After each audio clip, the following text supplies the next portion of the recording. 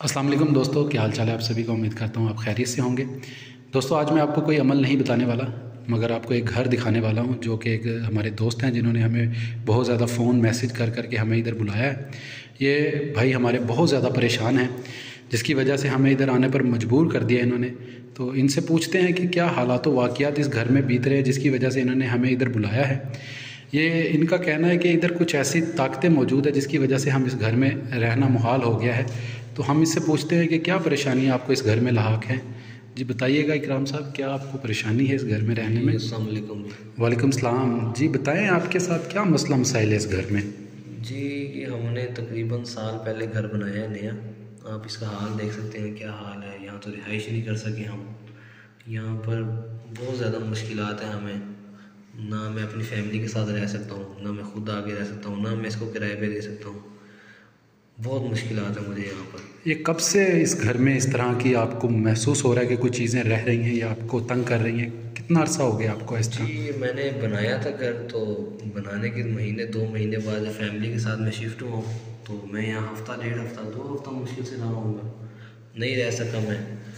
तो यहाँ पर बहुत मसले होते हैं। रात के टाइम तो बहुत महाल हो जाता है हमारा रहना कि यहाँ पर चीखों की आवाज़ें ऐसी आती हैं कि जैसे पता नहीं क्या है यहाँ पर। ये इनका कहना है कि रात को जब हम सोते हैं तो यहाँ पर बच्चे खेलने की आवाज़ें, इस तरह की आवाज़ें महसूस होती। खेलने की आवाज़ें, चीखों की आवाज़ें। क्योंकि यहाँ पर जैसे दीवारों पर कोई चढ़ रहा हो, रात को हमें सोने नहीं देते, बहुत मुश्किल हो जाती है। बच्चे खेल रहे होते हैं, चीखों की आवाज़ें, रोने की आवाज़ें तो इतनी शिद्दत है कि हम तो बहुत मुश्किल है। अभी देखिए खून के धब्बे कितने हैं इस लड़के में, खून इतना गिरा नजर आता है कि क्या अंदाज़ है। इस वजह से बहुत परेशानी है। तो आपको बुलाया हमने कि आप आगे हमारी रहनुमाई करें और मसले मसाइल हल करें हम। जैसा कि आप देख सकते हैं कि खून इस कदर है जैसे कोई चीज़ इधर घूम कर गई हो या इधर रहती हो या इधर कुछ ऐसा। ये देख सकते हैं कितना खून गिरा हुआ है। तो ये कब से मतलब आपको खून के ज़र्रात वगैरह बच्चों की ये तब से ही जब शुरू हमने मकान बनाया था, घर में आके रहने लगे थे, तब से ये मसला यहाँ पे हो गया था शुरू। घर भी मेरा ख्याल है आपने ज़्यादा देर इधर रहे नहीं। घर वीरान हो गया जी, पड़ा वीरान हो गया। हम तो एक दफ़ा नहीं रह सके यहाँ पर आगे। हमने खुशी बस मना कर ही नहीं सके यहाँ पे अपने घर में।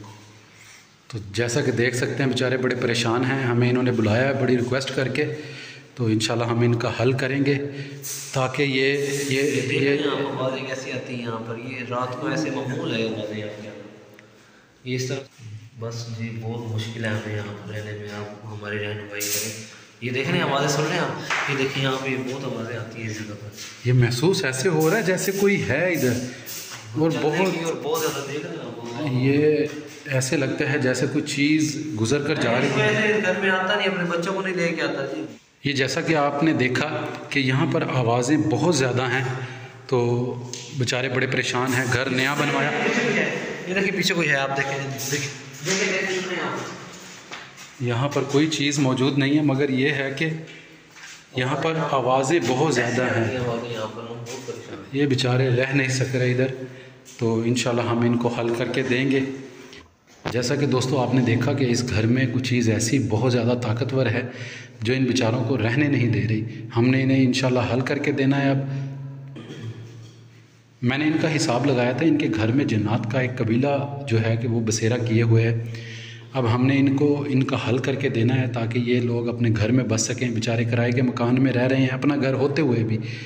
तो इंशाल्लाह हम इनको हल करके देंगे। और आपने देखा कि जैसा कि इस घर में जिन्नात मौजूद हैं, बहुत सारे लोग इस चीज़ को मानते नहीं थे। आज हमने लाइव दिखाया आपको कि ये चीज़ें भी होती हैं और इस घर में मौजूद हैं, जो कि आपने अपनी स्क्रीन पर देखी हैं। और ये देख सकते हैं कि बेचारों का घर बिल्कुल वीरान है। और इंशाल्लाह इकराम भाई को इसका हल करके देंगे। हमने ये तावीज़ वगैरह बना लिए हैं, तो ये हम इकराम भाई को देंगे। ये इकराम भाई 3 तावीज़ हैं। हम इकराम भाई का चेहरा इस वजह से नहीं दिखा पा रहे क्योंकि ये बहुत ज़्यादा बेचारे परेशान हैं। कोई इनकी परेशानी का नाजायज़ फ़ायदा ना उठाए, इस वजह से हम इनका चेहरा वगैरह नहीं दिखा रहे। तो ये इकराम भाई ये 3 तावीज़ हैं जो आपने 2 कोनों में जलाने हैं और एक जब आप बच्चे लाएं घर पर उससे पहले आपने इस जगह पर जलाने हैं जहाँ पर हम खड़े हैं। तो ये जलाने इस तरह से है कि जब आप ये जलाएं तो कमरे वगैरह बंद कर देने आपने, ताकि इसकी जो खुशबू है या इसकी जो आग का धुआं है वो कमरों में फैल जाए और जिन्नात इस घर से चले जाएंगे। और इंशाअल्लाह वज़्ज़ा वजल ये चले जाएंगे, आपको परेशान होने की ज़रूरत नहीं है, किसी और को बुलाना नहीं है आपने, कोई नजायज़ पैसों का मुतालबा ना करें इनसे, तो इस वजह से आपने किसी को बुलाना नहीं है। तो आपने कोशिश ये करनी है कि घर पे जब आप इसमें रिहाइश रखें तो सूरह मुज़म्मिल जो है वो आपने पानी पर पढ़नी है।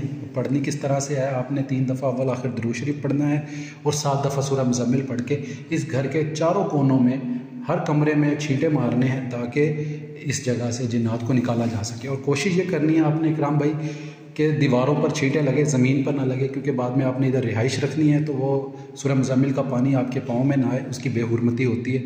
तो जैसा कि हमने इकराम भाई को बताया, इनका मसला हल किया है, उम्मीद है कि अल्लाह पाक इनके घर से इस चीज़ को निकाल दे और इनको इस घर में रहना नसीब करे। क्योंकि इंसान बड़ी पैसा लगाकर बड़ी ख्वाहिशात के साथ घर बनाता है, अगर उसमें रहा ही ना जाए तो उस घर के बनाने का कोई फ़ायदा नहीं है।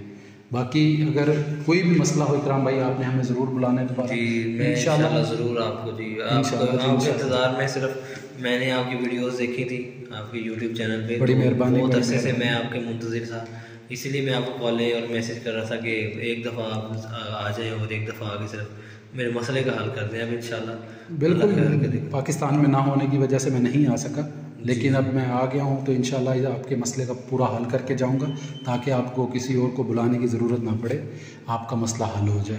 इंशाल्लाह उम्मीद करूँगा कि आपको दोबारा किसी और को बुलाने की ज़रूरत नहीं पड़ेगी और ये काम आप कीजिएगा। जब आप ये कर लें इंशाल्लाह इसके 7 दिन के बाद ये चीज़ें आपके घर से चली जाएंगी इंशाल्लाह। फ़र्दन मैं आपको कुछ और भी पढ़ाइयाँ बताऊँगा जो कि तब्दील करके आपने पढ़नी है, उसका पानी भी आपको पढ़ कर दूँगा ताकि आप इधर छींटे वगैरह मार सकें। क्योंकि हम तावीज़ वगैरह जो बनाए हैं वो स्क्रीन पर इसलिए नहीं दिखा पा रहे हैं कि बहुत सारे लोग इसका उलट फ़ायदा ना ले जाए, किसी के ऊपर इसकी रिजत ना हो जाए, कोई मसला मसाइल ना हो जाए किसी के साथ। तो इस वजह से कुछ चीज़ें मैंने ब्लर कर दी हैं, वो स्क्रीन के आगे नहीं आने दी हैं, ना इनका चेहरा ना वो तावीज़ वगैरह। तो इस घर में रिहाइश रख सकते हैं? जी जी बिल्कुल, आप 7 दिन ये अमल करें, उसके बाद आप रिहाइश रख सकते हैं, कोई मसला नहीं होगा इंशाल्लाह। अल्लाह के हुक्म से आपको इस घर में रहना नसीब होगा। बाकी इस वीडियो में हमने आपको दिखाया कि जिन्नात वाक़ई होते हैं, उनका बसेरा होता है और ये कबीले के साथ इस घर में बसे हुए हैं। बेचारों के घरों में खून के छींटे हैं तो वो भी आपको मैंने दिखाए। और अल्लाह पाक हम सब को अपने हिफ्ज़ ईमान में रखे और इनको भी अपने हिफ्ज़ ईमान में रखे। बहुत शुक्रिया जी, बहुत शुक्रिया। हमारे लिए दुआ कीजिएगा, अगर हमारी फिर कभी ज़रूरत पड़े तो हमें ज़रूर बुलाइएगा। बाकी अल्लाह करे हमें आने की ज़रूरत ही ना पड़े इस घर में दोबारा। अल्लाह पाक आप पर अपना फजल और करम अता फरमाए। बाकी इस वीडियो में हम इजाज़त लेते हैं आप सभी से। अल्लाह हाफिज़।